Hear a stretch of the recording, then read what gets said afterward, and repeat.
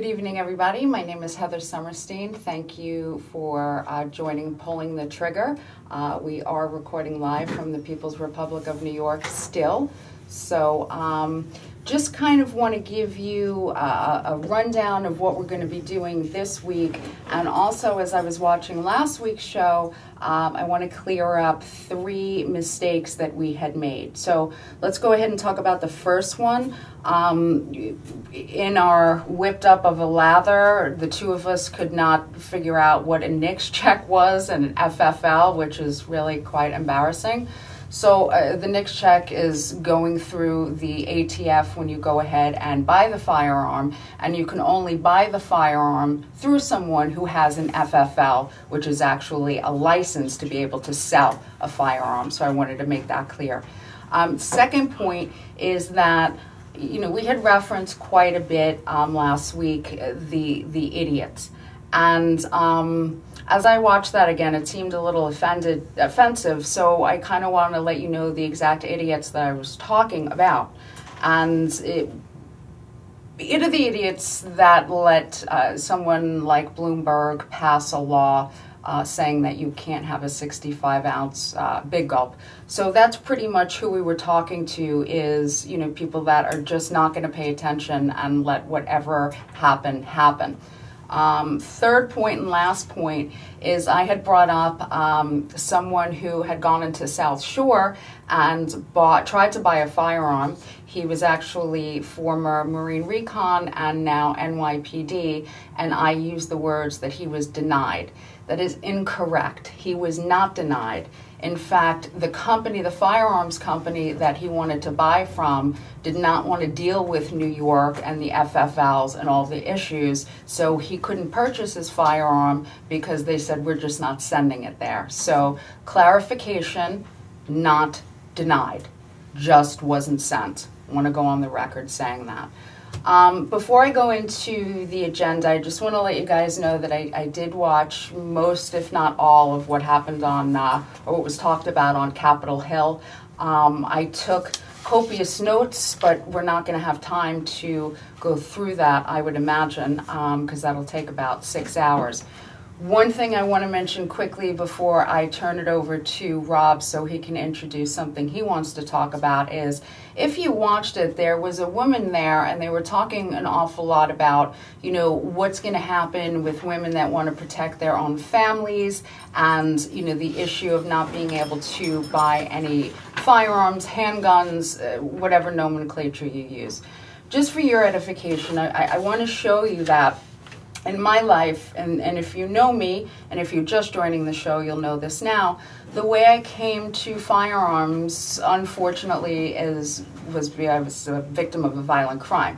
So here are the, you know, umpteen police reports, and here were the umpteen restraining orders. So, you know, clearly someone's not necessarily going to stop just because they have a restraining order. And this was made mention of up on Capitol Hill. And, you know, I can speak to this. I'm not going to do it now, but, you know, just know that when, you know, 2 years ago this went down, I felt really comfortable being able to take the training and arm myself.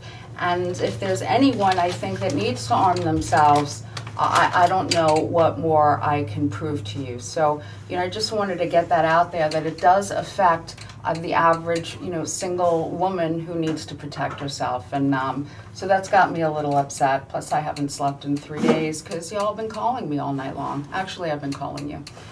So with that, the flow of the show is going to go like this. We've got a clip that Rob's going to introduce that is so interesting. And when you do watch this, watch it very carefully because it's quite insidious. We're going to talk about that a little bit. And then I'm going to have Amelia Foxwell call in with her fiance Darren, and we're going to have some conversations with them as far as what they do in self-defense training and various other things that Amelia has done in her life. So with that, I would like to turn it over to you, Rob. This is Rob Gingo. I always want to go gringo every single time. A lot of people do. Gringo. So go ahead and introduce the clip that we're about to see. The clip that we have that we want to show you tonight, it's a clip that I got from a friend of mine, and basically it's the Assembly meeting, New York State Assembly meeting, and if you're not in New York and you think that this doesn't apply to you, just you wait until they start doing this in your state. It doesn't matter where you are, they are going to try and do it, I can assure you. It's two assemblymen, a Democrat and a Republican, and they are discussing some proposals that the Democrats want to, or should I'll just say the anti-gunners want to do. And I have a list of them right here. There's 15 of them on here. There's confiscation of assault weapons, confiscation of 10-round clips, statewide databases for all firearms. You continue to allow pistol permit holders information to be put into the public's view, which is absolutely ridiculous. If you've noticed, they did that in upstate New York, and there has been a few burglaries and break-ins in those houses because they put the names and the addresses in the newspaper. Mm-hmm. They want to label semi-automatic shotguns with more than 5 rounds or pistol grip as an assault weapon. Limit the number of rounds in a magazine to 5, and confiscation and forfeiture of banned magazines. Limit possession to no more than 2 magazines per person. Limit purchasing of firearms to 1 gun per person per month. They want to require relicensing of all pistol permits. They want to renew all pistol permits every 5 years. State-issued pistol permits. They want to microstamp all firearms, doesn't matter what kind it is. They want to microstamp all firearms in New York State, which is going to cost New York State millions of dollars. They want to require licensing of all gun dealers, which doesn't make sense to me because all gun dealers are already licensed as FFLs. Mandatory locking of guns at home, which means if you have it unlocked and you get caught, you could be charged for a crime. So that means, well, when your house is being burglarized, do you really want to have to run to your safe wherever it is in the house, unlock it? I wish those Connecticut guns would have been locked out. But absolutely, absolutely. But there are some people that at night will keep their pistol, in their dresser drawer or whatnot. I don't lock it up. So in some ways that's a good thing, depending on who is in your house, or if you're home. If you're not home, lock it up. If you're home and you don't have small children, it shouldn't be mandatory. Mm-hmm. They do want to have a fee for licensing and registering firearms, which they're trying to do. $200. $200 to register your AR. Which has already been registered because we went through the NICS check. Well, that's technically not a registration. When you do a NICS trace, what's that? I love when you correct me. Well, when you we do. Have you ever had to put the serial number of your firearm on a NICS check? I just did, and we'll get to those firearms standing right in front of you. So then now they're registering, because to my remembering, there wasn't a NICS check that had serial numbers on it. You put it on the forms, when you buy them, but I don't believe that they send it out to the ATF. But even if they did, which they very well may have, it's not a statewide registration, and they don't charge you $200 to do a NICS check. Right. But this video that we're going to introduce, it was not supposed to be seen by the public, and it was leaked. So you guys can call us a cup with a hole in it, because we're going to leak it a little bit more tonight. Pay attention to the body language, to what these guys are saying. Absolutely. It's I'm not even going to say what it is, because you'll see. So let's play this clip. Let's roll this bean footage. And Joe, I have in my hands here something that we received from the Senate, which is rejected Democrat proposals in this gun bill. And I don't know that you've seen this, or if you know that these are there or not. No, but we don't have our own list of rejected proposals that the Senate rejected, so I don't have anything to show you. Okay. All right, so then I won't address it then if you haven't seen it. I'll leave that one alone. Okay, thank you, Joe. Appreciate it. And Mr. Speaker, on the bill. And by the way, I would recommend not to have that list shared, because it really has the capacity to dampen the enthusiasm to compromise. Well, it sure does when we talk about confiscation of assault weapons. It absolutely has the ability to dampen and compromise. Mr. Speaker, on the bill. On the Done. So when I watched that, I actually watched it 3 times when you introduced it to me, because there's, so many wink and nods about, how we want this done and how we don't. Well, it was basically the people at home might not have been able to see what this video is called, but it's the Democrat pleading basically to the Republican, like, please don't let the public see this. It's going to compromise our agenda, and I don't know how to pronounce his name. McLaughlin? McLaughlin. Yeah, McLaughlin. Actually, it's going to be, we need to talk about that conference tomorrow where you can call into McLaughlin. Okay. Yeah, he basically says, yeah, if the public sees this this list and knows what you're trying to do, it's going to compromise your agenda. And this video is not supposed to be seen by us. And someone had the love in their heart to send it out to us. Gotta love that. Now we all have it. Gotta love that. So we aired it on here, and we leaked it a little bit more. Yeah, we did. Yeah, so maybe you guys will start sending it out to people that you know, and everyone will see it. So before, did Amelia call in? She on hold? Before we get to that, because I think we probably will run out of time with Amelia, these are 2 firearms that I procured today, and I just want Rob to go through what makes one illegal and what doesn't, and how that's sort of looking. Well, this one right here, these are both Mossbergs. They're both .22 caliber firearms. They're both semi-automatic.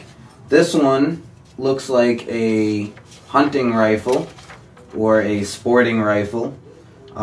Basically looks exactly like a 10-22, which almost everybody knows what a 10-22 is. And then this one looks a lot like, from far away, it looks a lot like an AR-15. Up close, it's a little less looking like an AR-15, the way that, the magwell is and the action and all that. But it looks like what the anti-gunners would call a assault weapon. It is also a 22.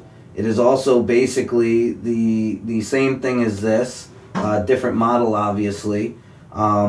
This one here has a pistol grip that's which makes not removable. It's actually built into the receiver, so it's not like you could even change this. Which basically makes it illegal. That right there. The buttstock, the collapsible buttstock, isn't actually collapsible. Doesn't even have the parts to make it collapsible. It's just everything here is just to look like an AR-15, where this one looks like a 10-22 or a 22 hunting or sporting rifle. And pretty much the only thing that makes this one illegal is the pistol grip. That's the only difference. And unfortunately for this firearm, there isn't even a way to take off the pistol grip and put on a different stock that attaches to here and to here to make it legal. So this gun is completely outed right now. Now let me ask you this before we get to Amelia. You and I both know this, but just for people that don't. Those 2 weapons, does that one shoot any further than that one? No, 22. Is that one more dangerous? No, they're both than 22s. They're both 22s, which means they have the same powder charge, the same velocity. See what?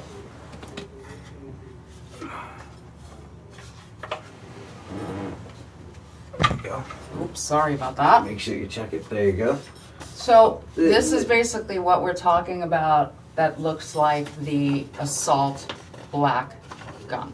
Right? Yeah, I mean, that's the only thing that, like I said, the velocity of a 22, you buy 1 box of 22s, you could put 1 round in that firearm, 1 round in this firearm. it's not going to make it even faster or more deadly just because you put one of those rounds into that. It's going to be the exact same velocity, same, you know, damage done, you know, same projectile, everything. This is basically a squirrel hunting gun that just looks like a AR-15. There's nothing other than the look that's different than this one. The action is the same. The you know, the rate of fire is the same. Caliber is the same. Everything's the same except for the look of that firearm compared to the look of this one. Fantastic. Thank you, Rob. You know, stay with us. I am going to go to the phone and I'm going to have Amelia on. But before I do, I just want to let you know how Amelia and I met.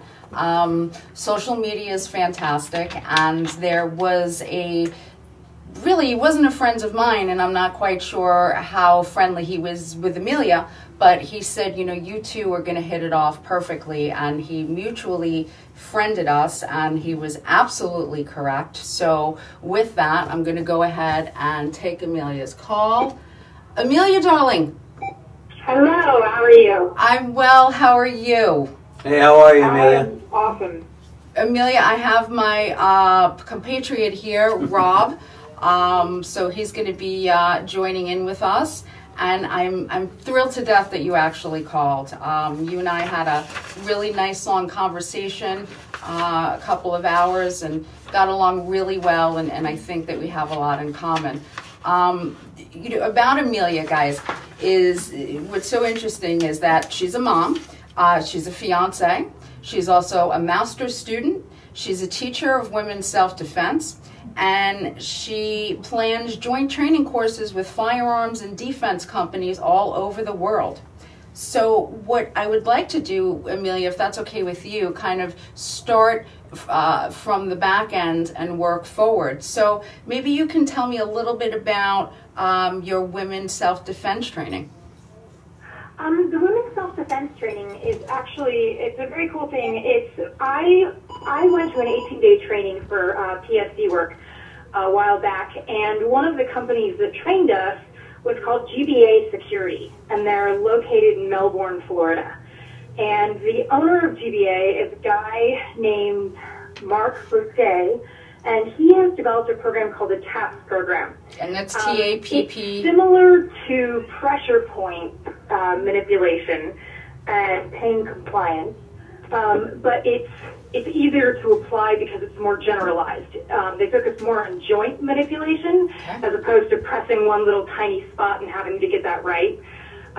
So it's a lot more gross motor skills, which is something you're more likely to be able to do than fine motor skills in a crisis situation.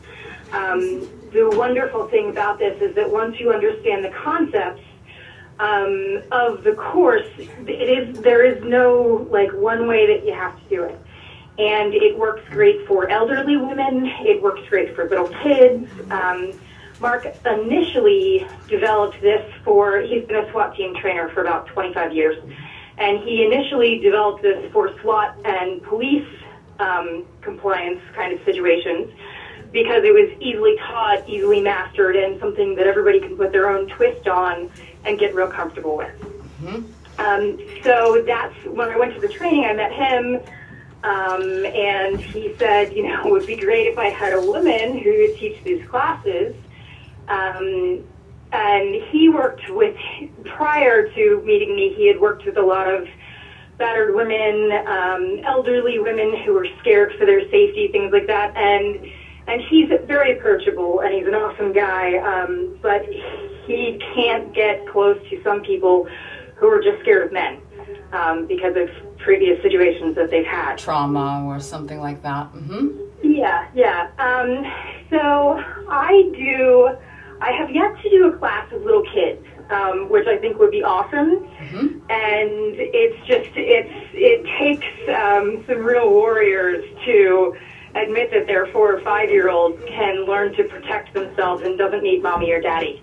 So it's going to be a ways off to probably get one of those classes together. But I've done classes with elderly women and battered women, and some classes in women's shelter in collaboration with some women's shelters. And it's a wonderful thing because it is one of those things where you're empowering somebody in a way that they never, ever, ever imagined. And let me ask you, Amelia, from what I remember talking with you, you didn't really charge too much for these things, did you? No, I have a deal worked out with Mark that for each student I pay him $5. I'll be a business manager. Under the company's insurance and certified through him and all of that. So I charge $25 per student. And it's generally a 5 or 6 hour course. $25 for a 5 or 6 hour course? Yeah, I don't do this to support myself on, and I don't do it to make money off of. I do it because I believe genuinely that every single person on this planet should be able to protect themselves and should have confidence and feel safe. Are you getting folks like why I liked her so much and we resonated as much as we did? Just total woman that blows my mind. Are you still doing the training? And when I say still, where is your focus? Is it's still on the elderly, the battered women, or do they call you? Do you call them? How does that work? Actually, at the moment, what I'm doing with those courses is I'm combining them with the Z7 trainings that I coordinate. And so people will come for 2 days and they'll do a firearms course and a defensive tactics course. And then I will do the TAPS program in conjunction with that. So basically I kind of just add to whatever company that's doing the defensive tactics or the hand-to-hand defense. I kind of just add some little things and tweak some little things and help people understand how easy it is to do the joint manipulation stuff and how helpful that can be. So I kind of just stick it in as an extra little bonus on the Z7 trainings at the moment. You mentioned... So I'm working with teachers, first-time firearms users, a variety of different people. You mentioned Z7 training, and can you tell us a little bit about, I mean there's a lot, what makes Z7 different than any other firearms instructor companies or training companies? Well, I don't know if it's different than all of the other ones. I would like to think that I've come up with something totally ingenious on my own. Of course you do. But the entire concept behind Z7 is to utilize multiple different trainers and multiple different disciplines for each class. I've been in classes where they were 3 or 4 day classes, and I've gotten 1 or 2 things out of them. And I don't think that's an uncommon thing. And everybody that I know that's in the PSC or EP or whatever security field, they train constantly. And they all say, oh, I get something out of every training I go to. So the idea behind Z7 was to try to combine multiple trainings into a 2-day format, or in some cases, depending on the specialization, 3 or 4 days, to make it accessible to people because we travel. Basically what we do is we have 2 companies that pretty much go everywhere with us, and then we call and make connections with a local company there. And say, we'll market this, we'll throw you some money, tell us what range we should be at and stuff like that. And what we wind up giving people is a very diverse learning experience. If you go to a basic pistol course, you don't come home with a whole lot of confidence thinking that any situation that arises, you can handle. And, we don't want people to be too overconfident, but we want people to gain some comfort level with a few different skills they've learned. That gives them a good base. And a lot of people that we train with Z7, because we're more affordable, because we're more accessible, because we're less intimidating than a lot of the training schools, are people who haven't gotten into training yet for a myriad of reasons. And I approach people who normally wouldn't seek training, and then such as use training as a jump-off point to do more training further on down the line. Who would you seek out that maybe doesn't have training? What would you be looking for?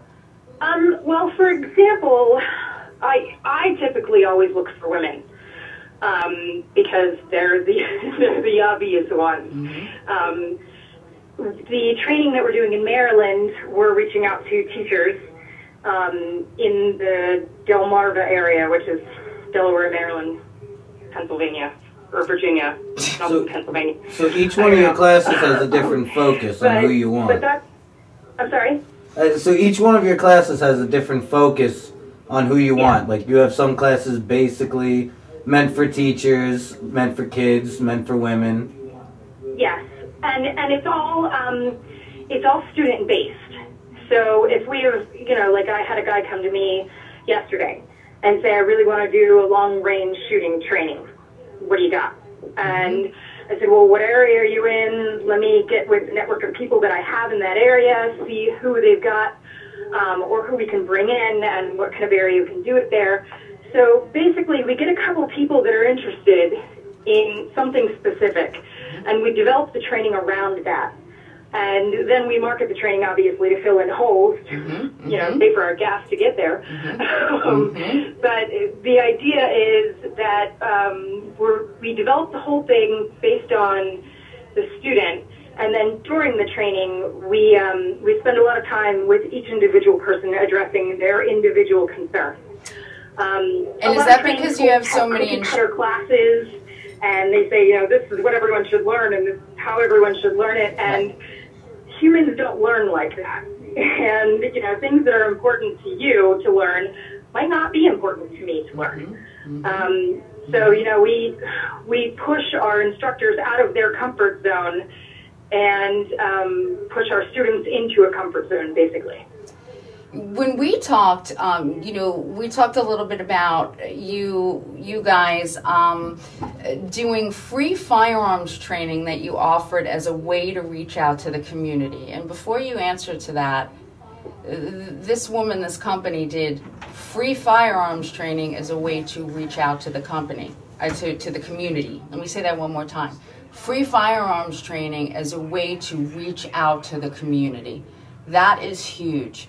When you did that help you to really, sculpt the idea of that you want Z7 to be affordable and accessible?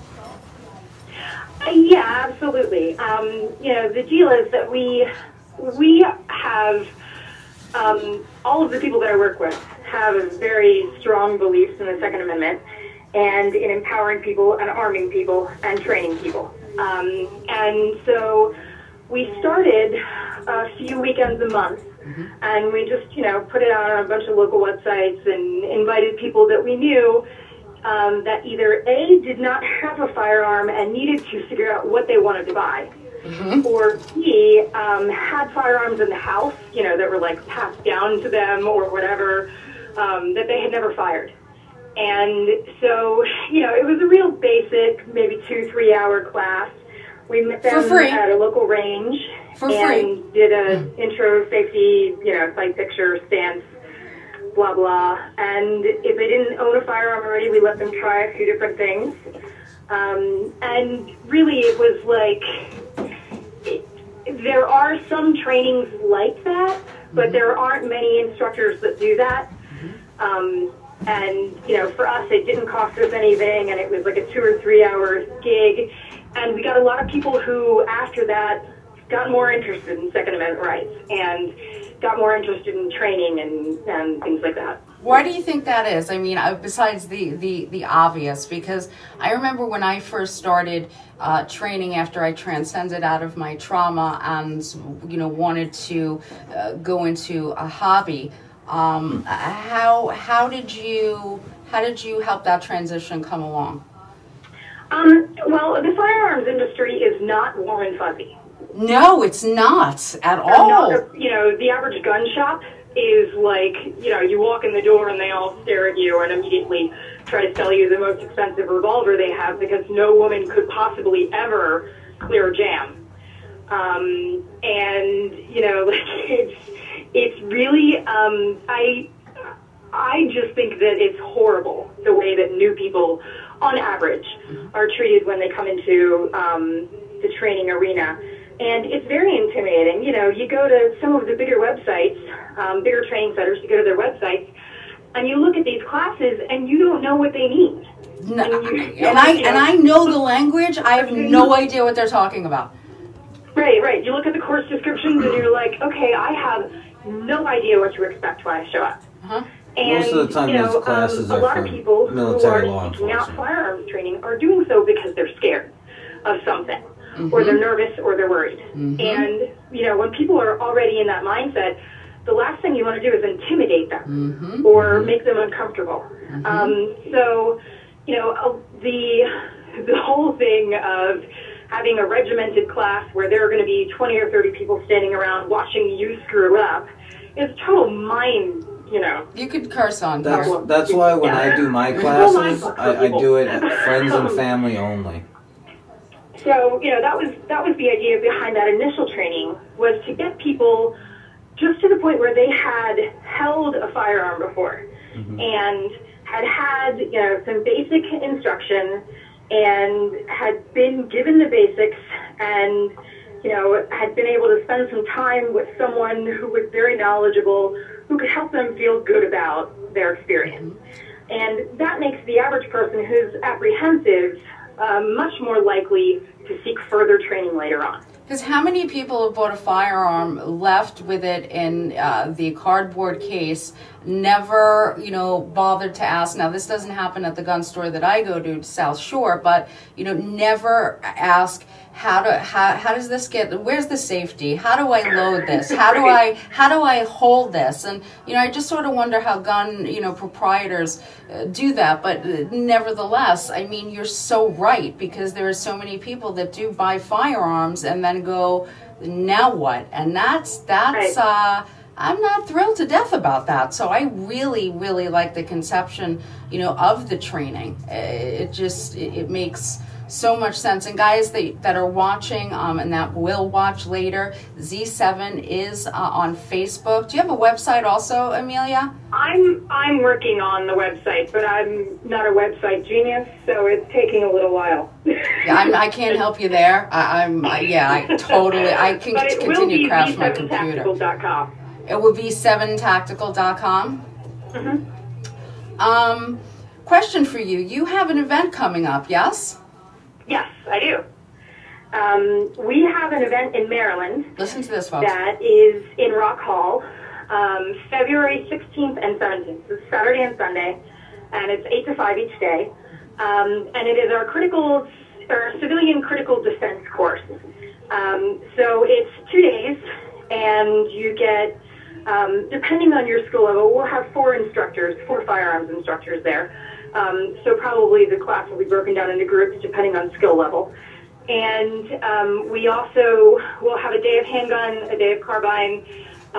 We will have a half a day of the chest program and some basic hand-to-hand defensive tactics, disarming, things like that. So you have 2 days, both 8-hour courses. You have 4 to 5 instructors that are obviously, you know, experts and professionals at what they do. And how much are you charging? $250. $250, folks. I know in New York that is, I mean, Rob, $250 for 2 days, 8 hours a day. God bless you.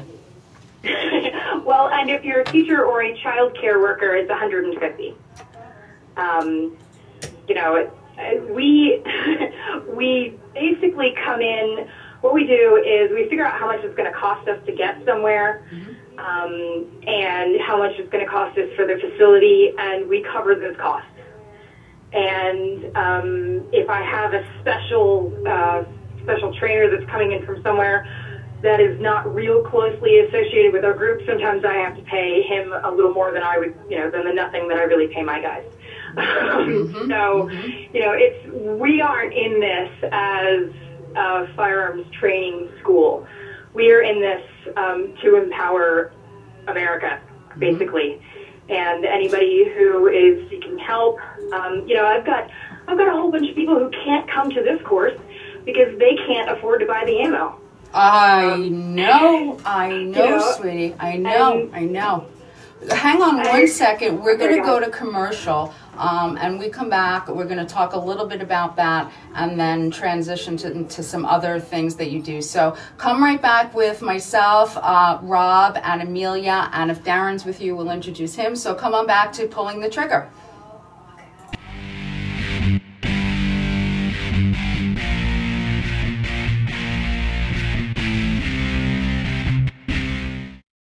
For professional motorcycle transport and towing, think Kickstart Fabrications Motorcycle Towing. Proudly serving all of Long Island, we feature expert handling and 24/7 service. So send a limo for your toy with Kickstart Fabrications Motorcycle Towing. Brooklyn's best locksmith and hardware. We have 3 of the largest showrooms of safes on display and in stock. You can see and touch them in person instead of browsing a catalog. We carry gun and rifle safes, burglary safes, jewelry safes, fire rated from a half hour to 2 hour. Famous name brands. We sell Gardol. We sell AMSAC. The new AMSAC touchscreen. If you're ever in need of a safe, think Brooklyn's best locksmith and hardware. Right, Lockie? That's right, Alan. Welcome to Formula Auto Wash, where every day is a great day for a car wash. Open 7 days a week from 8 a.m. till 5:30 p.m. Sundays 8 a.m. till 4 p.m. Detailing packages for every budget, starting out at $29.99. 100% hand wash and detail centre. Hogshair and microfiber brushes and mitts. Proudly using Ecolab Blue Coral soaps and waxes. Formula Auto Wash has served the community for over 30 years. Senior discounts all day, every day. Ladies' Day Wednesday, $3 off any wash. Early bird discount Monday through Thursday till 9:30 a.m.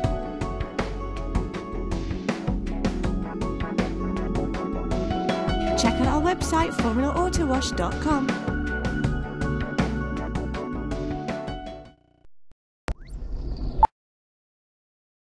You know you already want a Toyota, but when you want more from your Toyota store, you want Smithtown Toyota, where every Toyota comes with Smithtown Toyota's Toyota for Life program, giving you lifetime New York State inspections, lifetime 10% discounts on all parts and service, 2 years of complimentary oil changes, 2 years of scheduled maintenance, and more, all at no cost to you, plus low clear-out deals on every Toyota in stock. Get more from your Toyota store.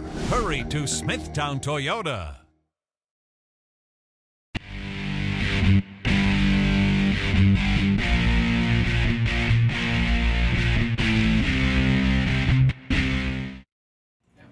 So welcome back to Pulling the Trigger. I'm on the phone talking with Amelia Foxwell, and I have here my co-host Rob. What I want to transition into a little bit, we had some film that we were going to be able to show, and we can't do that due to technical difficulties. So we're going to talk our way, or let Amelia talk her way through it. Want to transition to, this idea that you and I talked about, that you're very passionate and involved in demystifying the myth around constitutional militias. Would you be willing to just talk a little bit about what that is, how that became important to you, and why that's a cause that you took up? Absolutely. It's a very hard subject to broach sometimes, but generally when I can get face-to-face with people and explain things to them, they really see it in a different light. Constitutional militias are not, the scary militias that you've been shown on TV and on the news. There is no constitutional militia member in history that has ever been convicted of a felony or of a violent crime, ever. All of the people that you hear about, like Timothy McVeigh, he was never in a militia, he went to one meeting, he got thrown out. But the media called him a militia member. We had those old guys in Georgia that had some kind of terrorist plot. They, again, were people who went to militia meetings and were thrown out. because constitutional militias absolutely are not violent, they're not scary, they are not racist.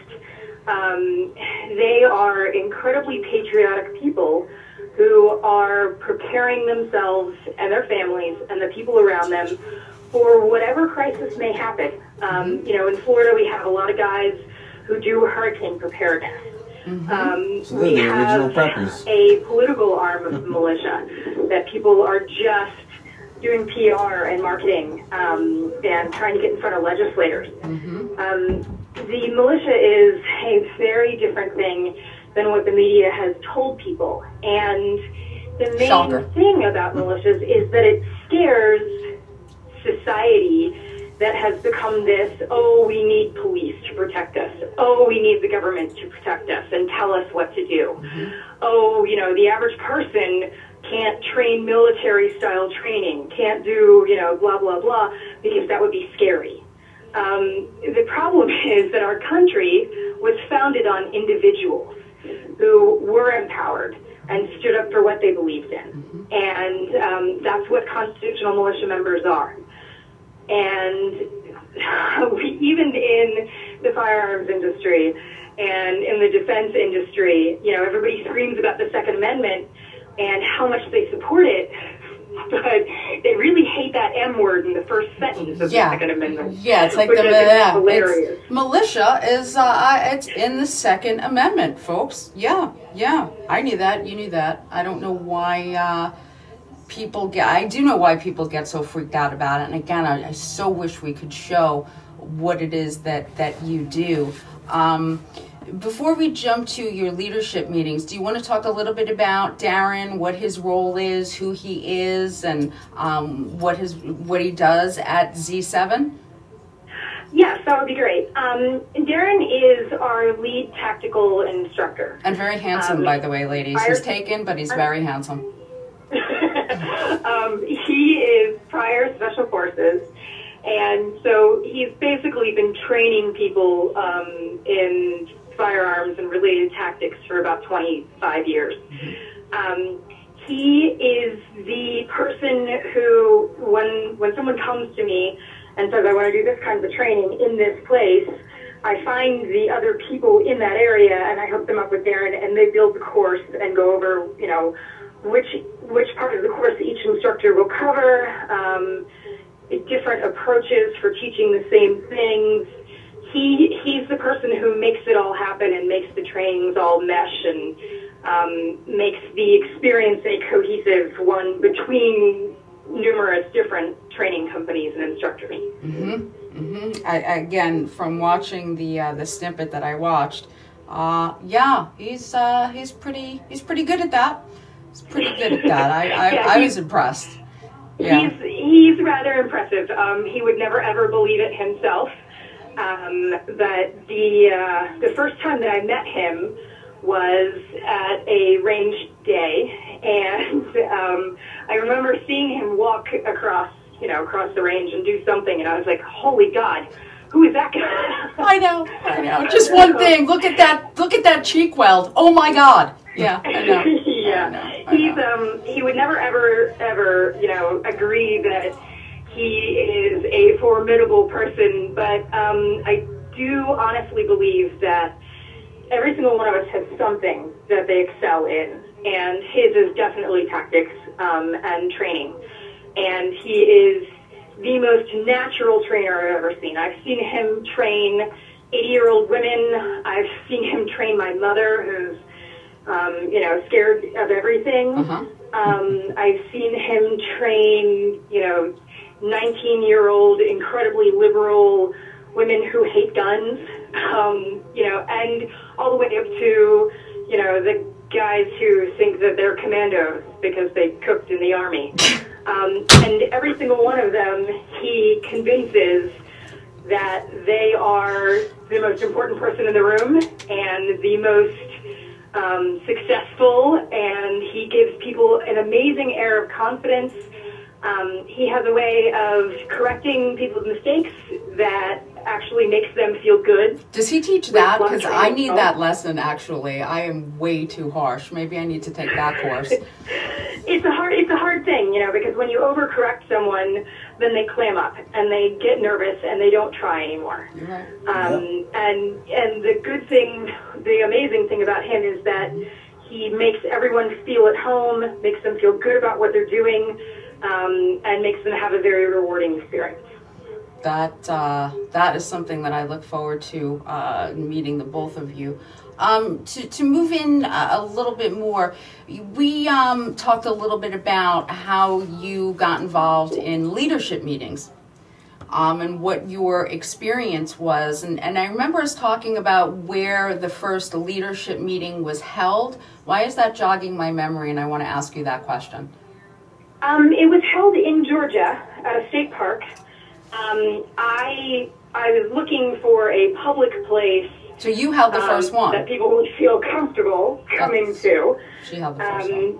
So we rented one of the communal camp areas, and we rented the little meeting hall at the campgrounds and held the first leadership meeting there. How many people showed up to that? Altogether, we had 47 people. That's we a had lot, 13 different militias represented from 7 states. That is incredible. And so I don't want to veer off into, how they try to get along, but not so much. So the next question that I want to ask you is, what is CCOM and its purpose? CCOM is an acronym for Southeast Constitutional Militias. Southeast Constitutional Militias, okay. Yeah. Basically, it's a communications network. We have people in all of the Southeast states. Some of them are in active militias. Some of them were helping to form their own militias. Some of them are prepper groups. Some of them are Tea Party groups. But they're all people who have a common goal of constitutional values and of constitutional restoration, and who are working to empower themselves, their families, and their communities. And so basically CCOM helps as serving as a resource, referral, place where people can share ideas, place where people can get support for their different gatherings or their lobbying efforts. So if someone, let's say, wanted to, because I don't know this for a fact, but I highly doubt that we have a militia, I could be wrong, but if someone wanted to start something like that, would CCOM be the right place to reach out to? Absolutely. Through the leadership meetings, I've met the leaders of many different militias in the country and of the majority of the larger, well-established militias. So even if you're in the Northeast, we try to not go there because we're going to bite off way more than we can chew. And you don't want to come here anyway, believe me. But we do try to hook you up with groups in your area. And we have a database that is available to our members full of training guides, information. Is it free CCOM, or does someone have to join? Is there a cost to join CCOM? No. We do not believe in ever charging for anything at all, because people in CCOM are doing this out of patriotic obligation. And where can you there find are them? militias that do charge for trainings, but they are not real militias. They're just people who call themselves militias. So it is ccom.org, right? It's actually, the website is ccom.spruz, SPRUZ.com. Okay, so it's CCOM, SECOM dot, is it Spruz, SPRUZ? Correct. .org. .org. Okay, so let me try this again. CCOM.spruz.org. I think it's .com. I don't think it's .org. .com. But I could be wrong about that. .com.org. I'll post it later for you guys that are watching. Later. I'll post that later. I want to ask you that where are you going to be, or maybe be, on the 8th? What state capital do you think you're going to be going to for our amendment rally? All of the CCOM, well, not all of the CCOM members, but all of the CCOM members from Florida will be in Tallahassee, in Florida.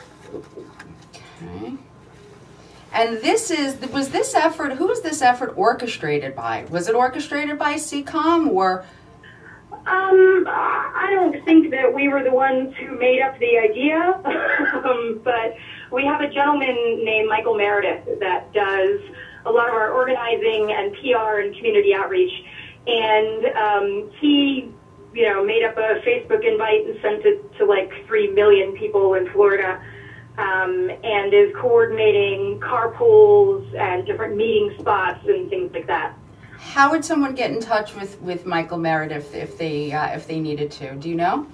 If you go to he's on Facebook, but I'm sure there are a million of him on there. If you go to the Southeast Constitutional Militias on Facebook, okay, you will see the invitation all over that page.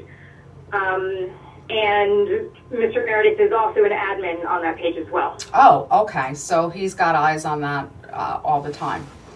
Yep. Want to touch on your course again in Maryland, February 16th and the 17th. How many spots do you have open? We have about 10 spots left.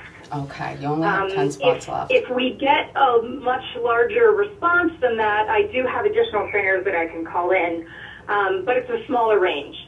So 10 is probably a good number. Okay, so if someone contacted me or sends me an email or Facebook that they actually want to attend this, where should I direct them to find out more information? You can direct them to the Z7 Tactical page on Facebook. Okay. The first thing that is pinned to the top is the invite for the course, and it has all of the information under the description about the course and how to RSVP. They can also email SECOM, SECOMFL, like Florida, at gmail.com. So, guys, that's SECOM, SECOMFL, at gmail.com. Okay. I really want to go to that. I mean, $250 for this kind of training. Honestly, there might be people listening who, in this area, Maryland is not that far. Rob, how far is Maryland? I'm not sure. They have great crab cakes there. The one question people are going to have is it 250 plus ammo? Or yeah, it's 250 plus 200 rounds of handgun and 200 rounds of carbine. So you supply the ammo or they supply it? They supply the ammo. So around here, that's going to be a hard thing, finding ammo. Well, we could go to Jersey. We have a few different people who are working on procurement for us. And, basically, if I can find somebody who can offer the pricing at much lower than you could buy it anywhere, then I'm going to hook the people up who have RSVP'd to the class with that information. So we're trying to work to find an affordable ammo source. We've got a few people who are, about the same money as the standard these days, which is disgusting. So I'm trying to get people a little better deal who are going to be able to come to the course. Okay. In this economy, this woman is trying to get a better deal. I mean, really? I love that. I love that. And if people aren't able to find ammo, would you be willing to sell ammo at your event? Well, I can't sell ammo. Good point. I can't really sell anything. Not you what personally. I do is when people RSVP to that course, I can put them in contact with the ammo dealers that I've gotten some good pricing from. Okay. So it's 200 rounds of handgun, 200 rounds of carbine, you said, right? And being that the training is so diverse, what should people pack. And the reason why I ask you that is because it's been my experience that I've seen people go for classes and they're all, you know, tacked up, and it's not that type of class, or they don't know what to bring, how to bring it. Do you have any some are required advice? And some aren't. It's not what the to way bring. that they tell. Like what to wear, or what are your thoughts? I have on the actual description for the course, there's a list of what to wear and what to bring. And basically, you know, it's outside, it's on the water, and it's February, and it's in Maryland. Good point. So all you're supposed to wear is something that will allow you to not have hypothermia. Okay. We will have a campfire there. Okay, okay. You know, when you're totally frozen, you can warm yourself up with. There will be an hour break in the middle of the day. Okay. So people can either go get their own lunch or bring a bag lunch. Okay. I'm going to supply coffee and hot chocolate and water. And tack gear is absolutely not necessary, but you know what? If you have a whole new rig that you really want to try out, this is a great opportunity for that as well. We have 3 people so far who are coming to the class that do not currently own firearms. Oh, that's so we're so supplying cool. them for them. So they're supplying the firearms for them. Unfortunately, I actually do that myself. You do, because he's a trainer too. Yeah, when I have tactical classes or shooting classes, free of charge, if you need, I have firearms you can use. Amelia, unfortunately, this hour has already gone by, and you and I talked the other night for 2 hours, and it felt like 5 minutes. So what I'm going to do is continue to talk to people about this particular course. Probably going to come down there myself. You and I are going to talk, because we're definitely going to meet. Thank you so much for your time, for your effort, for what you do. I absolutely adore you. I think you are just one of the most fantastic people that I've met, and I know I haven't known you that long, but I have a pretty good gut. So I will, I hope you enjoyed yourself, and I will be talking to you at some point, probably in the next, you know, hour or two, just to say great job. Okay, great. Thank you very much for having me on. Thanks, Amelia. Have a good night. Have a wonderful evening. Thank you. Have a good night. You too. Bye. Am I still on here? Yep. Yeah, I sure am. So, she's just so fantastic. I mean, just thinking about her doing this kind of stuff for free and now paying a little bit of money. So we are going to wrap this show. I don't know if the show is going to be going on a hiatus yet. Some things are in the works, some big things. So stay tuned to my Facebook page as well as Rob's Facebook page. Absolutely. And, you know, just happy shooting, stay safe, and don't get arrested. Pick up, pick up. Pick up. I am picking up. Heather Summerstein? Hello? Hello? Hello? Heather? Yes, who am I speaking with? It's Tommy Ma from Madhouse TV. I am calling to just welcome you into the house and wish one of you all the luck in the world. And you look marvelous in that chair. But my hair is not your hair. This guy has got hair. Listen, you have to trade product secrets. So thank you so much for calling in. Love the hair. I can't fill your shoes, but I very much look forward to meeting you soon. Oh, yeah, you're doing a great job. I watched we've been calling the whole show. And Vicky said I have to make it quick, so I just wanted to wish you all the luck in the world, and the show looks great, and you look great, and best wishes. Thank you so much, Tommy. I look forward to meeting with you, and rock on with that hair, bro. You got it. Thanks. Bye. He's so nice. He's so nice. Now we're, okay. Well, I'm like, you know, in my living room right now. So this means to wrap up, or it means for motorcycles that we're turning around. So we're going to be wrapping up this event, and stay tuned for who I'm going to have on next week, and I hope you enjoyed the show. Sorry we only have one phone line if you were trying to call in. We had some technical difficulties. Email me. Please take care of yourself, be safe, and happy shooting.